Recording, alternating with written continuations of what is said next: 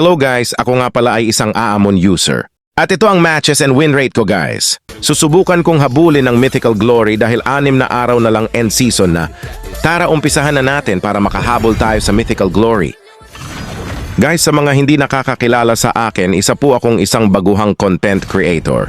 Please support me and follow guys para tuloy-tuloy ang content natin tulad neto.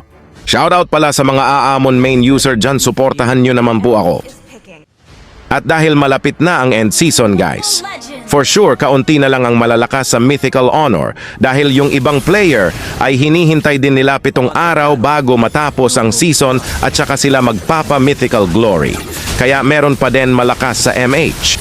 At dito guys, naka-triple kill ako dahil akala nila kaya nila ako, haha. Kung makikita nyo dito, pa-inbi-inbi lang ako with pa-recall. Kapag nasa clash kayo guys, huwag kayo kakabahan dahil makaka-apekto ito sa laro nyo.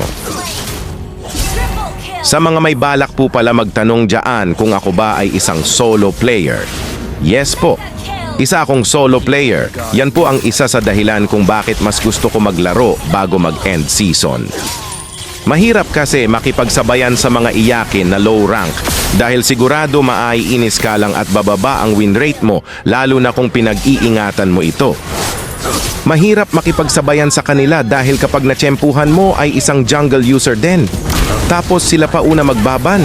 For sure, ibaban nila ang comfort hero mo sa jungle. At kapag naban na ang comfort hero mo, manghuhula ka na lang ng ibang hero na aayon sa lane mo. Ganon kahirap ang solo player guys. May time din na yung tipong una kang naglock ng hero jungle, then yung susunod na mangyayari, maglalak Hanzo ang kakampi mo. Nako, sigurado hindi mo magugustuhan ang mga sumusunod na mangyayari. Uubusin niya lahat ng buff mo o ang mga farm mo. Then may time din na lagi ka dumadalaw sa gold lane and then namamatay XP nyo. Iiyak yan guys, ang bobo naman ng core. Kasalanan ba ng core bakit kayo namamatay? Kung kaya nyo mag-tower hug guys, gawin nyo, lalo na kung alam nyong malayo pa ang core para dalawin kayo. Play safe is the key guys. Then kapag dinalawan kayo ng core, doon kayo mag-aggressive. Ang hirap ng buhay nating mga solo player. Kaya kung gusto nyo umangat guys, wag nyo na trash talkin mga kakampi niyo.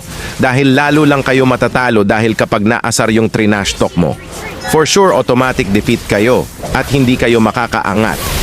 At napahaba kwentuhan natin guys, MVP nga pala ako dito at 31 na ang ating stars.